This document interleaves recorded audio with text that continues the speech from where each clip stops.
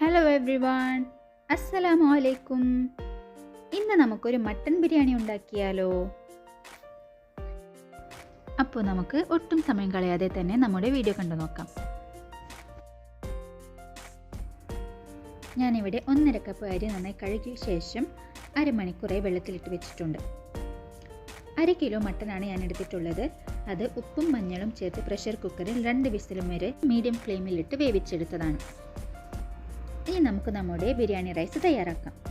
അതിനുവേണ്ടി ഞാനിവിടെ 2 table spoon നെയ്യൊന്ന് ചൂടായ ശേഷം അതിലേക്ക് 3 ഏലക്കായയും 3 കരയാമ്പൂവും 1 കഷ്ണം പട്ടയും പിന്നെ 1 ബേ ലീഫും ചേർത്തൊന്ന് ഇളക്കി കൊടുക്കാം. ഇനി അതിലേക്ക് ഞാനിവിടെ 2.5 കപ്പ് വെള്ളമാണ് ഒഴിച്ചു കൊടുക്കുന്നത്. ഞാനിവിടെ നമ്മൾ നെയ്ച്ചോറ് വെക്കുന്ന രീതിയിലാണ് ബിരിയാണി റൈസ് റെഡിയാക്കുന്നത്.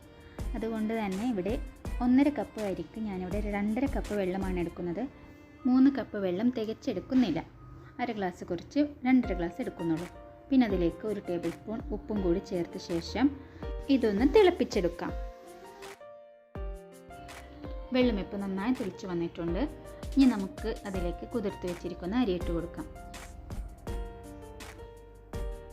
നമുക്കിനി ഇതിലെ വെള്ളം മുക്കാലും ഒന്ന് വറ്റും വരെ ഹൈ ഫ്ലെയിമിൽ ഇട്ടിട്ട് തന്നെ നമുക്കിതൊന്ന് കുക്ക് ചെയ്തെടുക്കാം. ഇതിലെ വെള്ളമൊക്കെ ഒന്ന് വറ്റിയിട്ടുണ്ട്. നമുക്കിനി ഇത് മൂടി വെച്ചുകൊണ്ട് 5 മിനിറ്റ് ലോ ഫ്ലെയിമിലിട്ടിട്ട് ഒന്ന് കുക്ക് ചെയ്തെടുക്കാം. നമ്മുടെ ബിരിയാണി റൈസ് ഇവിടെ റെഡിയായി വന്നിട്ടുണ്ട്. 90% ഇതിപ്പോൾ കുക്കായിട്ടുണ്ട്. ഈ പാകമാണ് നമുക്ക് നമ്മുടെ റൈസ് വേണ്ടത്. ഇനി അടുത്തായി നമുക്ക് നമ്മുടെ മസാല റെഡിയാക്കിയെടുക്കാം. അതിനുവേണ്ടി ഞാനിവിടെ ഒരു പാനിൽ 2 സ്പൂൺ ഓയിൽ ചേർത്തിട്ടുണ്ട്. അതിലേക്ക് 1 തക്കാളി അരിഞ്ഞത് ചേർത്ത് നന്നായി ഒന്ന് വഴറ്റിയെടുക്കാം.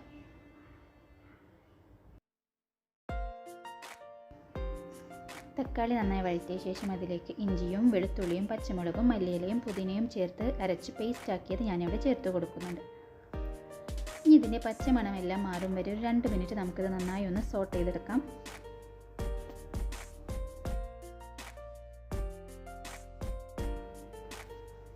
ഇതിലേക്ക് 1/2 ടീസ്പൂൺ മഞ്ഞൾപ്പൊടിയും 1 ടീസ്പൂൺ ഗരം മസാലയും 2 ടീസ്പൂൺ കുരുമുളക് പൊടിയും പാകത്തിന് ഉപ്പും ചേർത്ത് നന്നായി ഒന്ന് ഇളക്കി യോജിപ്പിച്ചു കൊടുക്കാം.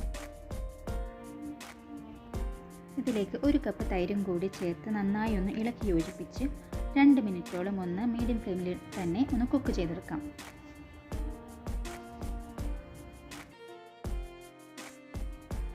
ഇപ്പോൾ നമ്മുടെ മസാലയെല്ലാം ഇവിടെ നന്നായി കുക്കായിട്ടുണ്ട്. ഇതിലേക്ക് ഞാനിപ്പോൾ ഒരു വലിയ സവാള പൊരിച്ചെടുത്തത് ചേർക്കുന്നുണ്ട്. അതൊന്ന് മിക്സ് ആക്കിയ ശേഷം നമുക്കിവിടെ നമ്മൾ നേരത്തെ വേവിച്ച് വെച്ചിട്ടുള്ള മട്ടൺ കൂടി ചേർത്ത് കൊടുക്കാം.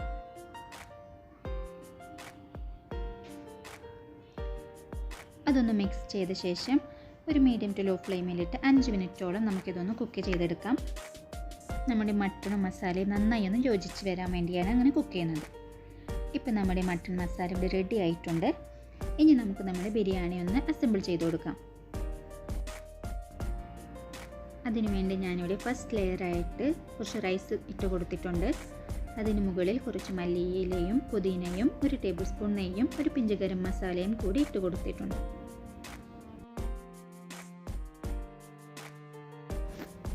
അതിന് മുകളിലേക്ക് നമ്മൾ നേരത്തെ ഉണ്ടാക്കി വെച്ചിട്ടുള്ള മട്ടൺ മസാല ചേർത്ത് കൊടുക്കാം. അതൊന്ന് എല്ലാ ഭാഗത്തേക്കും ഒന്ന് പരത്തി കൊടുത്ത ശേഷം നമ്മുടെ അടുത്ത ലെയർ ചോറും കൂടി ഇതിന് മേലെ ഇട്ട് കൊടുക്കാം.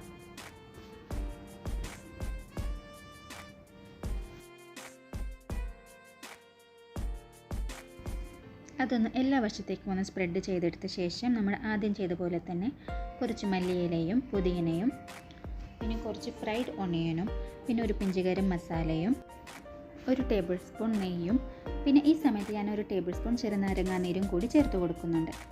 അതെല്ലാം ചേർത്ത ശേഷം ഞാനിവിടെ 1/2 ടീസ്പൂൺ മഞ്ഞൾപ്പൊടിയും 1/4 കപ്പ് പാലും കൂടി മിക്സ് ചെയ്തിട്ട് അതൊന്ന് മുകളിലേക്ക് ഒഴിച്ചു കൊടുക്കുന്നുണ്ട്. നല്ലൊരു കളറിന് വേണ്ടിയാണ് കേട്ടോ അതങ്ങനെ ചെയ്യുന്നത്.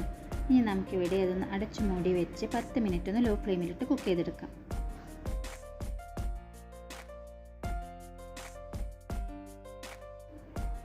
നമ്മുടെ ബിരിയാണി ഇവിടെ റെഡി ആയിട്ടുണ്ട്. ഇനി നമുക്കിത് ചൂടോടെ തന്നെ സെർവ് ചെയ്യാം. ഈ റെസിപ്പി നിങ്ങൾക്ക് ഇഷ്ടമായെങ്കിൽ തീർച്ചയായും ലൈക്ക് ചെയ്യാനും ഷെയർ ചെയ്യാനും കമൻറ്റ് ചെയ്യാനും മറക്കരുതേ. ഇനി ഫസ്റ്റ് ടൈമാണ് നിങ്ങൾ എൻ്റെ വീഡിയോ കാണുന്നതെങ്കിൽ ആ സബ്സ്ക്രൈബ് ബട്ടണിൽ ഒന്ന് അമർത്തിയേക്കണേ.